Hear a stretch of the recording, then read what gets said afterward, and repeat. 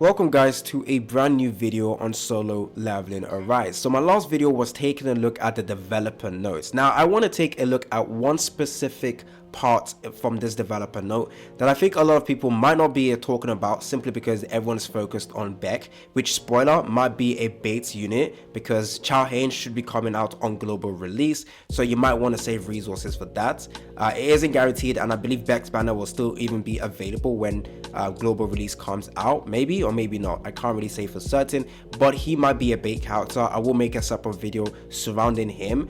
But one part I want to focus on in today's video is the skill effects section. So the skill effects of some hunters will be improved, and this is clear definition of characters getting buffed. So we're going to go ahead and take a look at certain characters or certain hunters in this game that does require a buff, because let's not kid ourselves, not every single SSR is the best in the game, not every single SSR is worth building. There is some that is good, but typically you build every single SSR because SSR versus SR, sometimes it's just easier to just build SSR characters just because they are higher rarity, and you probably won't regret it since you will hopefully get dupes in the future. But even so, like, there are some SR units that are generally better than some of the SSRs in the game. So yes, buffs are going to be incoming. So we're going to be going into the game to hopefully take a look at some of the characters that could potentially get a buff. So let's move over to the game right now. Why is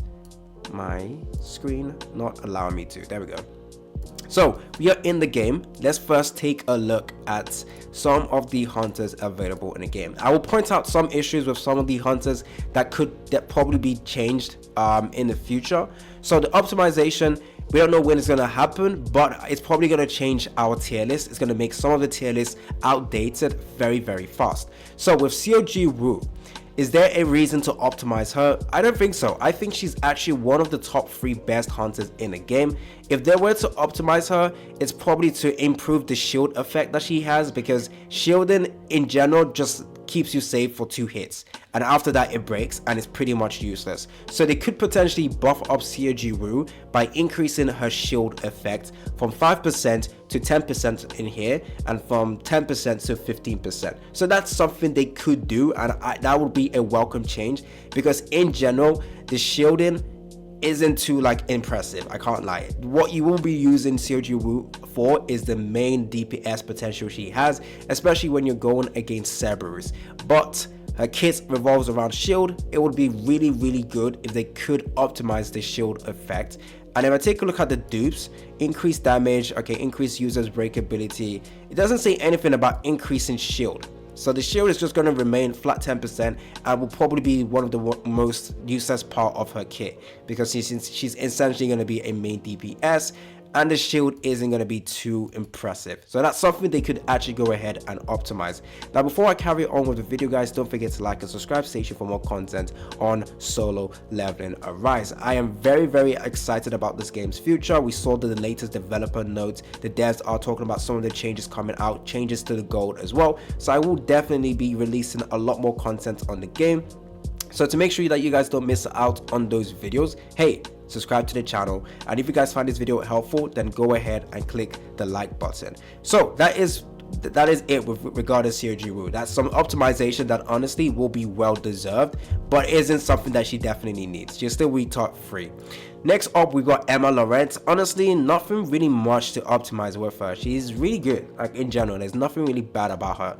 I mean, the shield effect that she has is also another issue that I have as well, because the shield isn't that tanky. Like the heat absorption is probably the worst part of her kit. It doesn't help, especially with cover HP equal. This is useless. I can't even lie, guys. I ain't gonna kid you guys. Most of the heat absorption ability is kind of useless. The only thing that I think is useful is the little shield she has. Besides that, the heat absorption is worthless. Like, recovering HP equal to, you don't even see this happening properly. It's not that great. So this is something that they could go ahead and optimize. In the heat emission, everything is perfect, I think. Besides that, I think Emma is like done. She's pretty good. Like, there is no reason to optimize her. So I will not talk much about her. Next up, we got Lee Bora. Is there much to optimize with her? I guess the duration of the button, it's a skill effect, so maybe instead of only a 10% increase to dark types damage, it could be increased. But in general, Libora is one of the best support characters, and especially if you guys are a light spender, just for my light spenders, this is a really good tip. You want to go ahead and buy the bonus. So if I go over to the bonus section, this refreshes in 1 day. I'm going to do this again. I've done it 2 times already, and I've gotten 2 copies of her. I will carry on doing this until I max her out, and trust me, she's going to be one of the best support characters to use, and it only cost me $10 per whatever rotation this has. So for light spenders, trust me, go ahead and get this. Okay, obviously I'm not going to tell you guys to spend, but if you're a light spender and you usually spend in gacha game, that's definitely going to be one of the best stuff to buy, plus the other additional stuff you can get. So in terms of optimizing her, I guess honestly I'm a little bit disappointed with her ultimate skill. It says 2,972% of damage. It's not, it's really garbage actually, especially when I took a look at this. I was like, yo, this could be as good as a unit like Choi, but it isn't. It literally isn't. So this is Choi's, and I thought, oh yo, her damage is going to be better than Choi's. It wasn't really that impressive, I can't lie. So maybe they could optimize it in regards to that, and maybe increase the damage that her little fox does as well in general. But I don't necessarily think she needs to be optimized anyways. But this dude over here, yo, can't lie, he's probably one of the worst SSR in the game. Literally one of the worst SSR. 2 issues I have with him is QTE sucks. Is this QTE? Yeah, I think it's a QTE. Yeah, this can miss easily. It's really bad, and most of his abilities doesn't really have an effect. Removes shield, which is okay, but not every opponent has his shield, so he's a situational character. Honestly, if I have every single character besides him, and I don't really have a reason to pull him. But if they optimize him and improve him and buff him up, I definitely would like to get him. He's a wind type character. There was only 2 wind type SSR, and surprisingly enough, they both suck in general compared to the other SSR. So in terms of optimization, again, his shield could be optimized because it kind of breaks and goes away pretty easily. It scales off defense, so that would be cool to see. Immobilizes targets. Does this one have an issue with like, no, this is really good as well. I have no issues with this as well. Stun effect, yeah, this is the main issue I have. And in general, his damage isn't that great. So 612% from this. He does have the ability to spam, similar to COG Wu, but COG Wu's damage in general is always just better. Maybe the scaling of defense isn't that great. So he has the ability to spam, because if you take a look at this, stacks increase defense, increases, yeah. There you go. So the cooldown is reset. So he does have the ability to spam, which would be really cool, but he has like, the survivability isn't the greatest, even with this shield.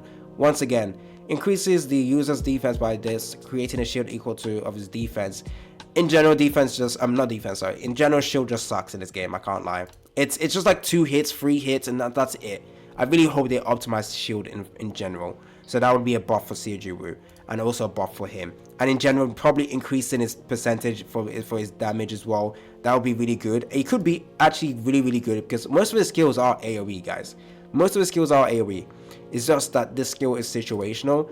And there's no reason to really use wind type characters, because many content doesn't actually tell you to use wind type. The main elements you would see is fire, dark, COG, water type, anyways, and then light. You rarely see wind type. Okay, Min Byung-gu, I already made a separate video on this topic. His healing isn't the greatest. Like, it's absolutely not good. So its healing could be the main point of him that could be optimized. And I know everyone who likes to say he isn't a healer, he's a support supporter or buffer, which is true, but it would be really good if his healing was not garbage. It would make him honestly one of the best supporters in the game, because right now there's literally no reason to use him, honestly, except when Cha Hain comes out. Oh my days, could they possibly be trying to make Cha Hain good by buffing up Min Byung-gu as well? Because trust me, once you have him, for Cha Hain, it's probably going to be one of the best characters, because you build him up with attack buff that will give to your entire team. Plus, he will also have, ability to use the destroyer set, which basically increases power acquisition, has the ability to reduce or increase the damage taken to the enemy by 15%. That would be really good. I think another way to optimize it as well is to give characters super armor, because one of the main issues when I'm trying to use some of the character skill is that there is no super armor, and once you use this, when you're trying to use the skill and you get knocked out, the skill usage is gone. So they could probably give some super armor to other characters as well. He as well is another character that a lot of people don't use. The only thing you would ever use him, the only reason why you would ever use him is for this: increasing the max number of dashes stack by 2. That is literally the only thing I really think that is good about him. Besides that, nothing great, nothing too good about him. Most of the skills do nothing. So break ability, it's light though. They could actually enhance the break ability as well. This skill can be used 2 times, but it's only light, which makes him kind of useless. Medium damage. Super armor is though, so he has super armor. So if they actually buff him, he might potentially be good. It might potentially be good. Break ability is medium. When his skill is used, increases max number of dashes by 2. That's pretty good. And then for this one, QTE. Oh, apparently yes, this is the one that keeps missing. Apparently you can actually miss this, which sucks. Yeah, is it this one as well? I'm pretty sure you can miss this one. And then we have Serious Punch. Based on users' defense in general, from what I can see, defense scalers suck for damage. Like him, defense scalers, and they both suck. So maybe just in general, defense just doesn't scale that high. So therefore, they need to probably increase the percentage a bit so that it can actually make him really good. So yeah, they could definitely buff him up. Hang Dunk-soo and Woo Jin-chul both need to get a buff. Choi, I mean, the only thing Choi needs is super armor or a way to survive, literally. Besides that, I think he's fine. Actually, it would be weird if they buff him up. They won't buff him up, actually. By the time the buff comes out, his banner is gone, and there is no way they will release a buff for a character you can't get anymore, maybe. So I don't think they'll buff him up in general. He's really good. Next up, we got Lim Tae-gu. Is there any buffs required for him? Not really. I think he's actually pretty stacked in terms of ability. Maybe increased percentage for some of his ability. Besides that, I don't think there's anything really to buff him up with. Baek Hyun-woo, super armor, literally on his skill right now. Give him super armor, because I hate it when he's launched up in the air and he doesn't have flipping super armor, because when he gets knocked down, it's annoying. So super armor to him, please. Oh, he's a defense scaler, but his damage is actually pretty good. So yeah, that's actually why the percentage is pretty good. And he also has the supportive ability that's really important as well, honestly. So his damage is really good in general, actually. But what you could need, or what you would need, is super armor. So that's a buff for him. Now, doesn't mean SR units won't get buffed. There could be some SR hunters that could get buffed as well. So the potential one could be him. Main hunters specifically could also get buffed as well. We do have some couple of good SR units, but yeah, that is the main ones that I really want to focus on. But let's not kid ourselves, some SR hunters could get buffed as well. It'd be good if a lot more SR units are viable. So yeah, stay tuned for the buff. I will make an updated video going over the best characters moving forward. Hopefully we can get some really good buffs for Hang Duk-soo and Woo Jin-chul to make them actually viable and useful. Besides that, I think that's it. I will cover a little bit more about the updates as well later on. It's been your boy AC Gamer, and I'm out.